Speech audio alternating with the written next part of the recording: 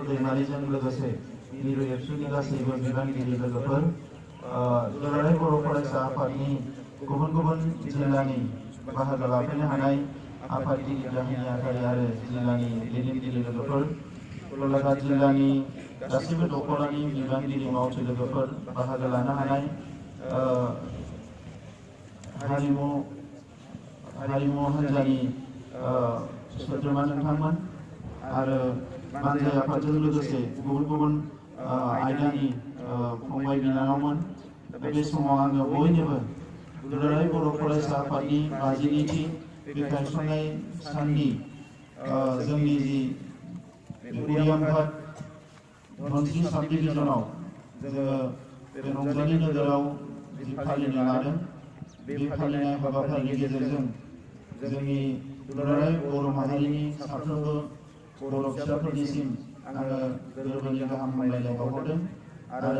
दिनैनि समाव दुलाराय बर' फरायसा आफादाव बिबान लानानै थानाय गासैबो एबसुनि बिबानगिरिफोरनिसिम आङो बयनोबो गाहाम हामलायनाय बावहरदों आरो कंग्रेचुलेसन्स होदों जे जोङो बयबो दिनै दुलाराय बर' फरायसा आफादनि बे 52 बोसोरनि जोनोम साननि बयबो साखि जानो हादों आरो बे समाव जोङो बयबो दुलाराय बर' फरायसा आफादखौ अनसायनो एबा दुलाराय बर' फरायसा आफादनि जानानै हारि सिबिनो हाबा मावनो खाबु लानो हादों आरो खाबु मोनदों। बेनि थाखायनो आं बयनिसिमबो बे समाव गोसो गोरबोनिफ्राय रंजानाय गोजोननाय आरो गाहाम हामलायनायखौ बावहरो। बे हाबाफारिनि गेजेरजों बे दुलाराय बर' फरायसा आफादनि 52 बोसोर जि गोलाव सम बे गोलाव समाव जिखिनि सुबुङा जिखिनि दैदेनगिरिफ्रा बे दुलाराय बर' फरायसा आफादाव हाबा मावनानै रुंसारि जालांबाय एबा मुंख्लं जालांबाय बिथांमोनखौ बयखौबो बे समाव जोङो गोसोखांदों। गुबैयै बानेश्वर बसुमतारी जोंनि गायसनजेननाय आफादगिरि गणेश्वर नार्जारी गायसनजेननाय गाहाय नेहाथारि बिथांमोना सानैबो रुंसारि जालांबाय। बिथांमोननिसिम जोङो बे समाव आर'ज गाबदों बिथांमोननि जिउआ सोरगोआव आलो गोजोनै थायो। बर' हारिनि सासे गेदेमा बर'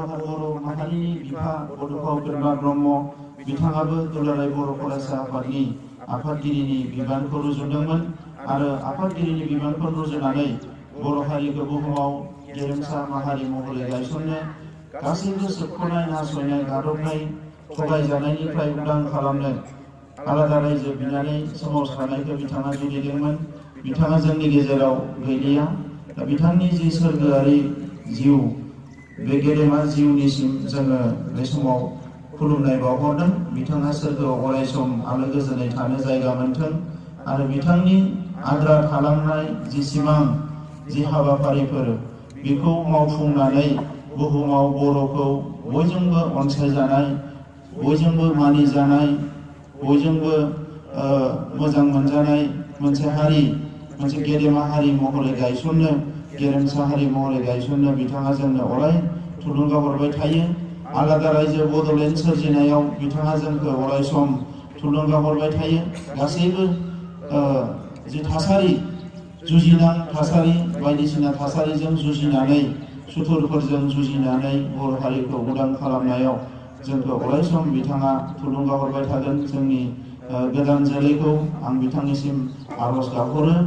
जोंनि दुलाराय बर' फरायसा आफादनि 6 बोसोर सोमावसारनायनि 1135 मुंख्लं बेजों लोगोसे गासैबो बर' माहारिनि जि मुंख्लंफोर थुनलाइ आफाद BLT NDP गासैबो मुंख्लंफोरखौ बे समाव आङो आर'ज गाबो जे बिथांमोननि जि सेक्रिफाइस जि सुप्रिम मोनसे सेक्रिफाइस गावबा गावनि जिउखौ बावसोमनाय बिनि थाखायनो बर' हारिया दिनै मुलुगाव थांनानै दङ। दा बिथांमोना जेरावनो थाया मानो अराय आलो गोजोनै थायो। बिनि थाखाय बिथांमोननिसिमबो आर'ज गाबहरबाय। गासैबो मुंख्लं नखरनि खाथियाव खर' गंग्लायनानै खुलुमनाय बावहरदों जे बिथांमोना मुंख्लं नखरफ्रा जोंहा जोबोद दुखु मोननांदों। बिथांमोननि खाथियाव जोंनि दुखु मोनफानाय गोरबोनिफ्राय जोङो फोरमायहरबाय। बे गोलाव सम दुलाराय बर' फरायसा आफादनि सोमावसारनाय जांख्रिखांनाय हारि दानायनि हाबा मावनायाव गावखौनो बावसोमनाय बर'नि माखासे जोहोलावफोर जोहोलावजोफोर जोंनि फरायसाफोर गासै थाखोनि सुबुंफोर जोंनि बिमाफोर जोंनि रायजो राजाफोर जोंनि माहारिनि गासैबो थाखोनि मेलेमजिबि लाइमोन गासैबो थाखोनि सुबुंफोर जायफ्रानोखि दुलाराय बर' फरायसा आफादखौ बे 50 बोसोराव अनसायबोबाय जोथोन लाबोबाय गासैबो बिथिङाव हाबा मावनायाव मदद होबोबाय बिथांमोननिसिम आङो बे समाव खर' गंग्लाय खुलुमनाय बावहरो आरो गासैबो दाय दसफोरनि थाखाय आङो निमाहा बियो आरो इयुनाव बर' माहारि मोनसे जौगानाय हारि महरै गायसननायनि दुलाराय बर' फरायसा आफादनि जिखिनि बिथांखि मावथांखिफोर दङ बे मोनफ्रोमबो मावथांखियाव बिथांखिफ्राव बिथांमोना जोंखौ मदद खालामबाय थागोन बिनि थाखाय आङो बिथांमोननि खाथियावबो बे समाव बे जोनोम सान फालिनायनि गेजेरजों आरज दा बिग्रायारि लोगोफोर आङो गोबां खोथा दिनै बुंनो नागिराखै जि जायगायाव जोङो जोनोम सान फालिफैदों बेयो गलाघाट जिल्लानि मोनसे ओरैबायदि जायगा जि जायगायाव जों बर' फिसाफोरजों लोगोसे आसामनि गोबां थागिबिफ्रा रायजो जानानै दङ नाथाय बेवहाय बिनि सिमाखौ लानानै गोबां जेंना सोलिगासिनो दङ बे ओनसोलखौ नागाफ्रा गावसोरनि ओनसोल होननानै बिगासिनो दङ आरो बेखौनो लानानै जोंनि बर' फिसाफोर एबा गुबुन हारिफोर बेवहाय संसार जानाय जिखिनि जोंहा सुबुं माहारि दङ गासैबो एसे दुखु एबा खैफोद मोनसे थासारियाव अरायसम जिउ खुंनो गोनां जादों दा बेवहाय दुलाराय बर' फरायसा आफादनि साननाय हनाय एबा जोंनि जे डिसिजन बियो जोबोद क्लियार जे जोंनि सुबुङा जोंनि माहारिनि मानसिफ्रा जेरावनो थाया मानो बियो मोनसे रैखाथि गोनां जिउ खुंनो मोननांगौ फारफ्रोमबो बिथिंनिफ्राय सिकिउर जानांगौ आरो गावनि थामोनथा एक्जिस्टेन्स राव थुनलाइ हारिमु गावनि सिनायथिखौ लानानै थांनानै थानो मोननांगौ दा बेनिखायनो गोदोनिफ्रायनो जि समनिफ्राय गलाघाट जिल्लायाव दुलाराय बर' फरायसा आफादा जोनोम जादों एबा बिनि सिगांनिफ्रायबो जेरावनो जेरैबायदि गोनां जादों बे समाव दुलाराय बर' फरायसा आफादा जोङो गसंथाबोदों जायखिजाया थासारियावनो गसंथाबोदों आरो दिनैबो गसंथानांगोन इयुनावबो गसंथानांगोन बेनिखायनो गेजेर गेजेर जोङो नागा दैदेनगिरिफोरजोंबो रायलायदों एनएसियानजों रायलायदों गेजेराव जों खोनादोंमोन जे नागाया एकर्ड जासिगोन फ्रेमवर्क एग्रिमेन्ट जानानै दङ आरो नागा एकर्ड जासिगोन अब्ला बेफोर ओनसोला नागालेण्डआव थांगोन दा बे खोथाखौ लानानै जोङो नागालेण्डनि एनएसियान लिडारफोरजों रायलायदों जे गोदो जिफोर थासारिया जादों नागाजों दाङाबाजि जानायाव जोंहा गोबां सुबुङा गोनां जादों जिहेतु नागा हाजोनि खाथिसिनाव थानाय गुबुन हारिफोरनि गेजेराव बर' हारियाबो मोनसे बेनिखायनो जायखिजाया थासारियावनो जाहाथे कनफ्लिक्ट एबा भायलेन्सआ जाया बेखौ लानानै जोङो नागा लिडारफोरखौ एनएसियाननि लिडारफोरखौ जोङो गोबां बार लोगो हमनानै जोङो खावलायदों बिथांमोना जोंनो खोथा होदों बे दिनै आसामा आगोलनि बायदि एबा जियानो बुङा मानो नागाफ्रा आसामा एसे गोरलैयै बे हाखौ हगारनाय नङा आरो बेबायदिनो आसामल' नङा बिथांमोना अरुणाचलनि हा बिदों मणिपुरनि माखासे खावसे ओनसोल जेराव नागाफ्रा संसार जायो रायजो जायो बे ओनसोलखौबो बिदों आरो बेफोरबायदि ओनसोलखौ लानानै नागालेण्ड दानो नाजानायखायनो दिनैसिमबो नागा एकर्डा जायाखै मानोना टेरिटरियेल इंटीग्रेशनखौ दिनैनि समाव भारत सरकारा गनायनो हायाखै बियो मोनसे बाउंडारि जिअग्राफिकल जिअपलिटिकल बाउंडारिखौ लानानै बे रायजोफ्रा इस्टाब्लिश जाबाय आरो बेखौ जुदि सोलायनो थाङोबा नर्थ इस्टआव गोबां भायलेन्स जागोन गोबां माने आनकन्ट्रल मोनसे सिचुएशन जागोन बेखौ नुहुरनानै बिथांमोना खालामनो हायाखै आरो बेखौनो खाबु लानानै जोंबो गोबां समाव रायलायदों दा बेनिखायनो आं सानदों जे जोंनि बर' फिसाफ्रा एलार्ट जानांगोन जोङो सांग्रां जानानै थानांगोन नाथाय जोबोद गिनांगौ दङ आं बिदि सानाखै बियो मोनसे पलिटिकल एजेन्डा बे हिसाबै गभर्नमेन्ट टु गभर्नमेन्ट रायलायनानै आरो भारत सरकारा बेवहाय एसे इन्टारभेन खालामनांगोन आङो बेखौ नुहुरो गुबुन फारसेथिं बे ओनसोलनि सोलोंथाइ अबस्थाया मोजां नङा बर' मिडियामनि फरायसालिफोरखौ फोथैजोबनायनि फारसे आसाम सरकारा लांगासिनो दङ जों खोनानो मोनदों जे धनस्री साबनि गेजेराव माखासे फरायसालि एलपि स्कुल प्रभिन्सियलाइज दङ नाथाय एमइ आरो हाई स्कुल प्रभिन्सियलाइज गैया दा बेयो जोबोद दुखुनांथाव बाथ्रा आसाम नाङैनो जोङो साननो गोनां जादों जे बर' बिजोंखौ फोथांना लाखिनांगौआ जोङो दिनै जि मोनसे थासारियाव जोङो गोग्लैबाय बेयो जोंनि थाखाय खोब साननांगौ जादों दा बेखौ लानानै जोङो मोनसे जोबोद गोनां मोनसे एजेन्डा एबा हाबाफारि लानानै हाबा मावनांगोन नङाबा बर' बिजोंखौ फोथांना दोननांगौआ जोबोद साननांगौ जादों। दुलाराय बर' फरायसा आफादा सेपारेट डाइरेक्टरेट बर' बिजोंनि थाखाय बर' मिडियामनि थाखाय बिदोंमोन। बर' थुनलाइ आफादाबो बिदोंमोन। थांनाय कंग्रेस गभर्नमेन्टनि समाव बिथांमोना ट्राइबेल एन्ड आदार बड' एन्ड आदार ट्राइबेल मोनसे डाइरेक्टरेट होननानै एग्रि खालामबाय। अफिस मेमोरेन्डाम बानायबाय। गासैखौबो एग्रि जाबाय। नाथाय बीजेपी गभर्नमेन्ट फैनायनि उनाव बेखौ मोनसे सेल बानायनानै होबाय। दा जों मिथिनो मोनदों सेलनिफ्राय बे सेलाव थानाय अफिसारा जेखौ मिथिहोदों बिथांमोना जेबो खामानिखौनो मावनो हायाखै। दा बेनिखायनो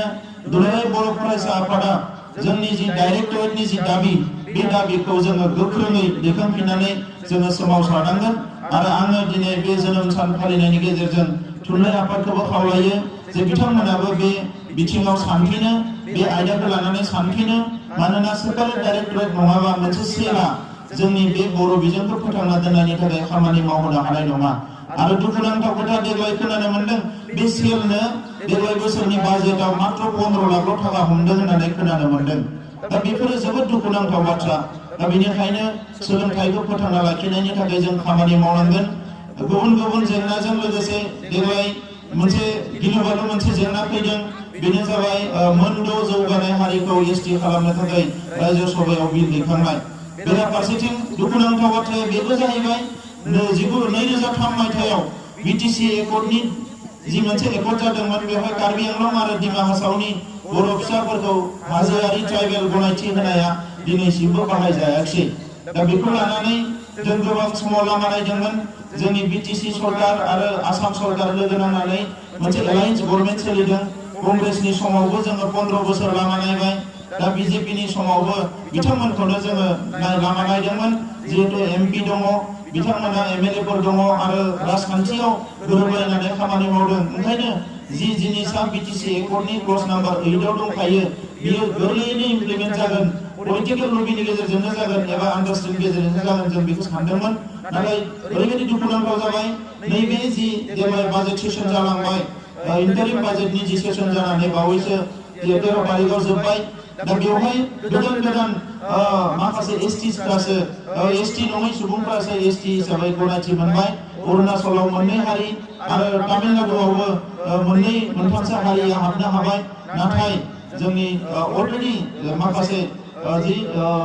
रिजल्ट जाखानाय इस्यु बियो इमप्लिमेन्टेसन जायाखै। दा बियो दुखुनांथाव जाबाय। दा दुलाराय बर' फरायसा आफादा बिथांमोननि सायावनो लामा नायनानै जों दङमोन। नाथाय दिनै बे जोनोम सान फालिनायनि गेजेरजों आङो बेखौनो फोसावनो सानदों जे दुलाराय बर' फरायसा आफादाबो बे एजेन्डाखौ जों फिन जोंनि प्रायरिटि एजेन्डा हिसाबै लानानै जों खामानि मावसिगोन। जेब्लासिम कार्बि आंलं आरो दिमा हासावनि बर' फिसाफोरनि एसटि हिल्स जानांगौनि खामानिया मावफुंजाया बै समसिम दुलाराय बर' फरायसा आफादा बेखौ जोङो आगोलनि बायदिनो जोंनि प्रायरिटि मोनसे डिमान्ड हिसाबै लानानै जोङो भारत सरकारजों खामानि मावगोन।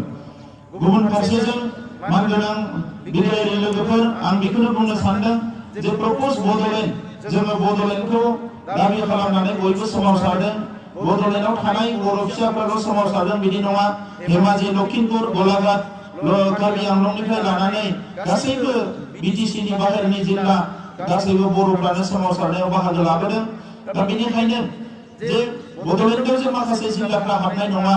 जे बुरलुंबुथुरनि गुबैयै बुरलुंबुथुरनि खोलानि जिल्लाफ्रा जे हाबनाय नङा बेनिखायनो नीलाचल बिदोंमोन। नाथाय बे नीलाचलनि दाबिया उनाव फैनानै बियो एसे सोलायनाय बायदि जाहैबाय। जेराव राभा आसन सोरजिबाय, टिवा काउन्सिल सोरजिबाय, गुबुन गुबुन काउन्सिल सोरजिबाय। दा बेनिखायनो जे दिनै प्रप'ज बड'लेण्डनि बाहेरायाव थानाय बर'फोरखौ जोङो बुंदों जे लेन्ड एन्ड पलिटिकेल राइटखौ एनसियर खालामनांगोन। लेन्ड राइटखौथ' नांखाथारगोन। लेन्ड राइटआ एक्सक्लुसिभलि जोंनि आखायाव थायाब्ला जोंनि हाया लासै लासैनो जोबलांजोबगोन। ओंखायनो लेन्ड आरो पलिटिकेल राइट होनना बुंनाय लोगो लोगोनो जोङो बेवहाय मोनसे एरेन्जमेन्टनि खोथा बुंदों आरो बेवहाय अट'नमास काउन्सिलनि खोथा ओंखारदों। जों सानदों जे जि काउन्सिलानो जाया मानो बेयो जुदि कन्स्टिटिउसनेल मोनसे बडि जायाब्ला, बेवहाय जुदि बाजेट प्रभिजन थायाब्ला बेखौ अराय सम गभर्नमेन्टआ गावसोरनि जाय पावाराव थायो बे पार्टिया गावसोरनि गोसो बायदि बाहायगोन। दा बेनिखायनो जे जोङो गभर्नमेन्टखौ खावलायदों जे प्रप'ज बड'लेण्डनि बाहेरनि थाखाय बेवहाय मोनसे लेन्ड एन्ड पलिटिकेल राइटनि मोनसे एरेन्जमेन्ट जानांगौ होननानै। आरो UBPआ बेखौनो बर' कसारि काउन्सिल होननानै बिथांमोना सोमावसारदों। जों बिथांमोनजों दाबिखौ लानानै जेबो जोंहा डिफारेन्स गैया। खालि खोथाया बेल' जे सिमाखौ लानानै बिथांमोना BTC नि बाहेरनि होननानै मोनसे सिमा खादों आरो दुलाराय बर' फरायसा आफाद NDP progressive people joint action committee आरो बड'लेण्ड सोमावसारनाया संकुस्त सदिया जागासिनो दङ। दा बेनिखायनो फैबाय थानाय समाव जोङो जेब्ला नांगौ जायो बिथांमोनजों जोङो रायलायगोन। थांनाय समावबो जों रायलायबोदों आरो भारत सरकार आसाम सरकार बिथांमोननि माखासे एजेन्सिसफोरजों रायलायनाया सोलिगासिनो दङ। नाथाय नैबे जे गभर्नमेन्ट जोबफैबाय भारत सरकार जोबफैबाय दा बे समाव जि आद्रा सान माखासे दङ बेखिनिनि गेजेराव जे माबा मोनसे मोजां एकर्ड जागोन जों बेखौ बुंनो हाया। थेवबो जों लामा नायदों। बावैसो राजनाथ सिंहखौ दिल्लीयाव लोगो मोनदोंमोन नैबे 6 कमिउनिटिनि इस्युखौ लानानै आरो बेवहायनो माखासे खोथा रायलायनाय जादों आरो बिथाङा खोथा होदों जे खम समनि गेजेरावनो नोंथांमोनजों रायलायनानै नोंथांमोननि गासैबो डिमान्डखौ जोङो मोनसे मोजाङै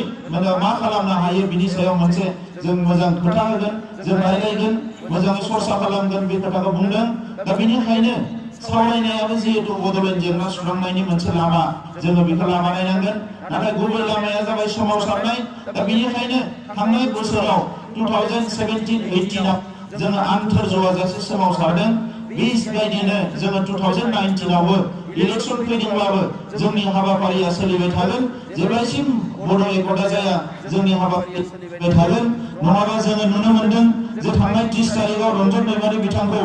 जिउ जोबजासे जेलाव जोबना दोननाय लोगोसे बिथांजों सा 9 बिथांमोननि बिग्रायारिफोरखौ जेलाव जोबनानै दोननाय जि बाथ्रा फोसावबाय बियो जोंनि रिभलुसनारिफोरनि थाखाय मोनसे मोजां मेसेज नङा बर' हारिनि थाखाय। दा बेफोरखौ जेब्लासिम जोंनि एकर्डा जाया जेब्लासिम जोंनि बड'लेण्ड सोमावसारनाया सलुसना जाया बै समसिम बेबायदि गोदान थासारिया फैबाय थागोन। दा बेनिखायनो खेबसे जेरैखि जाया जोङो गोख्रोङै सोमावसारलांनानै गासैबो आयदा जिखिनि जोंनियाव लामाफोर दङ बेखौ बाहायजोबनानै जोङो मोनसे कनक्लुजनाव फैनानै बर'नि राव थुनलाइ हारिमु जौगानाय, सोलोंथाइ जौगानाय, रांखान्थि जौगानाय, जोंनि लाइमोनफोरखौ जेरैखि जाया जौगालांनायनि बे लामाफोरखौ रोखा खालामनांगोन आरो जोंनि सायाव जिफोर केस जाबसिनदों बायदिसिना थासारि जि बिथांमोना दिनै सोरजिनानै होदों बे थासारिफोरखौ फोजोबस्रांनायनि हाबाफारिखौ मावनांगोन। आं दुलाराय बर' फरायसा आफादा बर' हारिनि जोङो गारजेन नङा नाथाय बर' हारिनि अलखद समाव खैफोद समाव नांगौ समाव गासैबो बिथिंनिफ्राय हारिखौ जोथोन लानो, हारिखौ बेंनो आरो हारिनि गासैबो जेंना जेंसियाव सिगाङाव गसंनाय मोनसे आफाद हिसाबै आङो दुलाराय बर' फरायसा आफादनि मावथिफोरखौ खावलायगोन जे जोङो दिनै उन्दुनानै थानायनि सम नङा, जिरायनायनि सम नङा, बानायनि सम नङा, मेंनायनि सम नङा, खुद्रिनायनि सम नङा। मोजां गाज्रिखौ जोङो नायहरनानै जोङो मेंग्रुबनानै माने जिरायथ'नानै थानायनि सम नङा। बे समा जाबाय बादायलायनायनि सम, बे समा जाबाय हाबा मावनायनि सम, बे समा जाबाय गावखौ दानायनि सम, बे समा जाबाय बर' हारिया जे मोनसे गोख्रों हारि बेखौ फोरमान होनायनि मोनसे सम। आरो बेनि बिदिन्थिया जाहैबाय बे मोनबा हारिखौ दिनै जे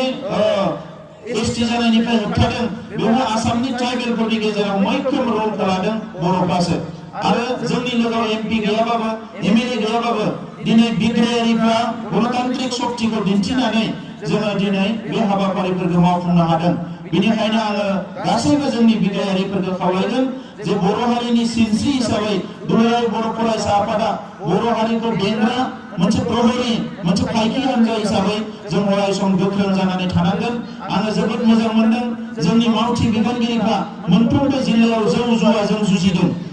जुवाजों जुजिदों बायदिसिना गेना गोरोन्थिफोर समाजनि एन्टि ससियेल एलिमेन्टफोर एन्टि ससियेल एक्टिभिटिफोरजों गोख्रोङै जुजिदों आरो बेखौनो जों बयबो हास्थायदोंमोन। दुलाराय बर' फरायसा आफादनि सिगांनि गायसनजेननाय आफादगिरि एबा बड'फा उपेन्द्रनाथ ब्रह्म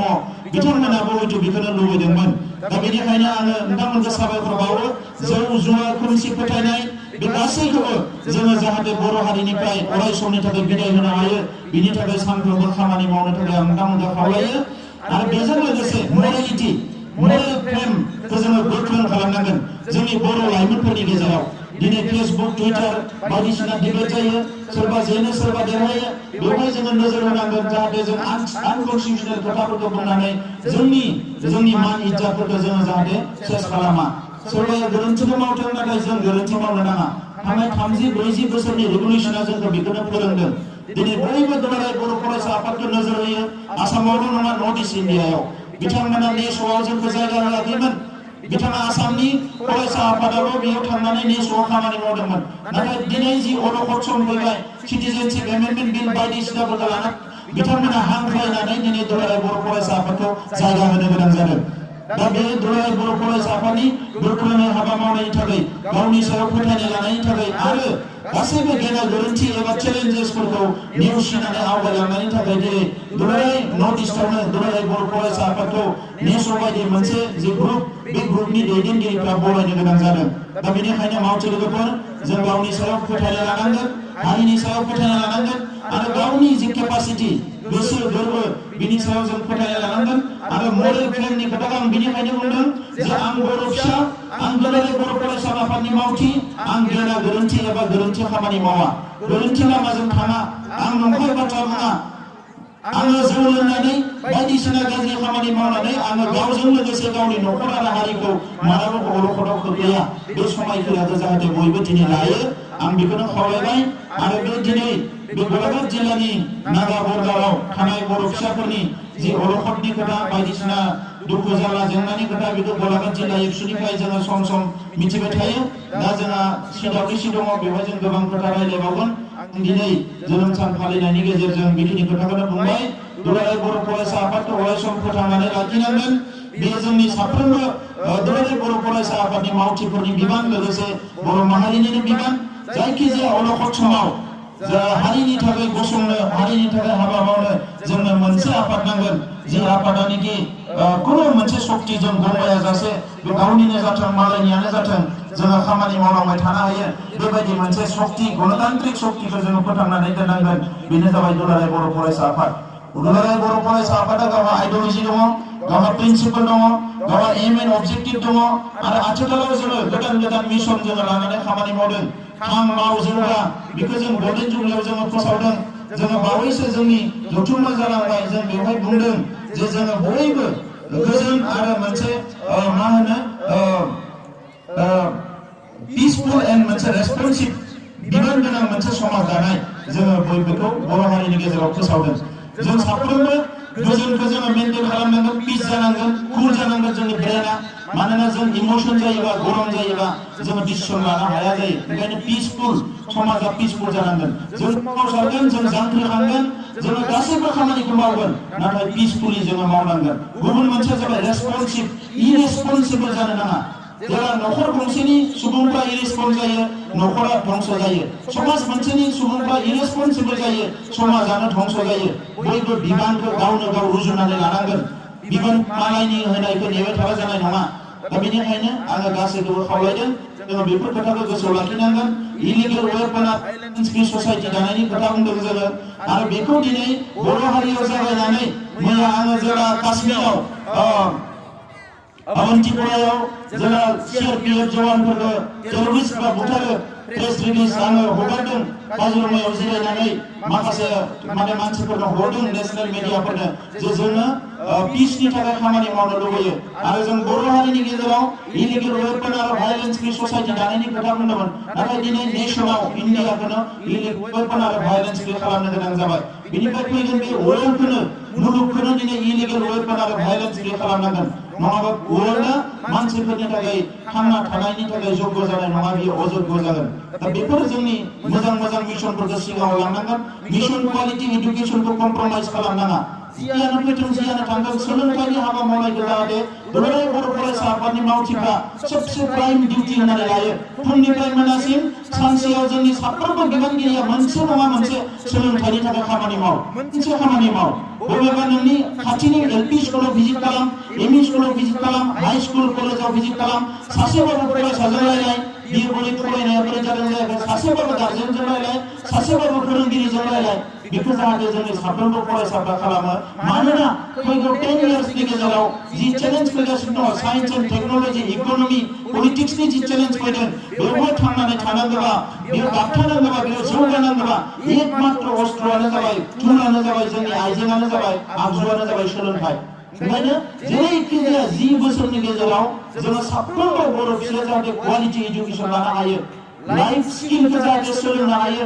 आर्निं स्किलखौ जाहाथे सोलोंनो हायो टेक्न'लजिखौ जाहाथे सोलोंनो हायो बिनि थाखाय जोङो मोनसे रेगुलेसन खालामनांगोन गुबुन गुबुन रेगुलेसना पार टाइम फैगोन थांगोन नाथाय हारि दानायनि रेगुलेसनाव सबसे इम्पर्टेन्ट रेगुलेसना जाबाय एजुकेशन बेखायनो एजुकेशनखौ कम्प्रमाइज खालामनाङा आरो गुबुन मोनसे जाबाय बर' मिडियामखौ जेरै जोंनि सिगांनि आथाला सिगांनि जेनेरेसना गेरेमसायैनो बर' मिडियामखौ फोथांना लाखिदों दिनै बर' मिडियाम स्कुला provincial जानायनि उनाव स्कुलफोरा provincial जानायनि उनाव बर' मिडियामाव थैनो नागिरनाय फरायसालि बियो जोबोद लाजिनांथाव आरो दुखुनांथाव खोथा जोंनि थाखाय बेनिखायनो बर' मिडियाम फरायसालिखौ जों ओरैबायदि खालामनांगोन जाहाथे गुबुन मिडियामनि फरायसाफ्रा गारना फैनानै बर' मिडियामखौ फरायफैनो गोनां जायो बेबायदि जोङो अबस्थायाव लांनांगोन ओंखायनो आं साफ्रोमखौबो खावलायगोन दिनै गावबा गावनि ओनसोलाव थानाय एलपि स्कुलजों सोमोन्दो ला बेवहाय बिबार गाय बेराफारनानै फोरोंगिरिजों मोजां सोमोन्दो ला टीचार गार्जेन रिलेशनशिपखौ दाफिननानै फरायसाफोरजों रिलेशनखौ दाफिननानै गासैबो रोखोमनि फोरबो को कारिकुलार एक्टिभिटिफोराव जोंनि एबसुनि मावथिफ्रा बिबान लानांगोन जोंहा 30 बिबानगिरिफोर थायो राननाङा 27 बिबानगिरिनि गेजेराव लेङाइ आफादगिरिया गंसे स्कुलना फर्स सेक्रेटारिफ्रा गंसे ना पाब्लिक रिलेशन सेक्रेटारिया गंसे ना नेहाथारिया गंसे ना स्पिकारा गंसे ना बोसोनगिरिया गंसे ना जों राननानै गंसे स्कुल ना आरो जों खामानि माव जोङो सोलोंथाइखौ जायखिजाया दावगालांनांगोन नङाबा दिनै जेरैबायदि जौगानाय हारिफ्रा एसटी जानो नागिरदों मानो नागिरदों बे रिजार्भेशनफोरनि माने जि मोनसे फेसिलिटिस बेयो बेसेबां गोबाव थागोन बेखौ जों बुंनो हाया ओंखायनो उइदाउट एनि रिजार्भेशना था बेसेबां समसिम थागोन बेखौ जों मिथिया नाथाय बर' हारिया जे मुलुगाव जोङो रावनिबो गेजेर नङा रावनिबो गाहायाव नङा बेखौ फोरमान खालामनो थाखाय नैबे जेनेरेशना जुदि नाजायोबा उइदिन 10 years जोङो बर' हारिखौ चेन्ज खालामनो हायो बेखौ जाहाथे बयबो बिसासाव लायो बेखिनि खोथाखौनो बुंनानै दिनै 52थि जोनोम सान फालिनाय लोगोसे गलाघाट जिल्ला एबसुनि जे बोसोरारि जथुम्मा बे जयै बेयाव खुंनाय जादों जाय बिथांमोना जोबोद खस्थ' खालामनानै बे हाबाफारिखौ मावफुंदों बिथांमोननि थाखाय आङो खाथियाव आङो साबायखर बावनानै आरो दिनै बे 52थि बोसोरारि जोंनि जि फाउन्डेशन एबा गायसननाय सान फालिनाय बे गासैबो जिल्लायाव फैनानै मदद होफैनायनि थाखाय आङो बयनोबो साबायखर बावनानै आंनि बुंनायखौ फोजोबबाय गोजोन्थों।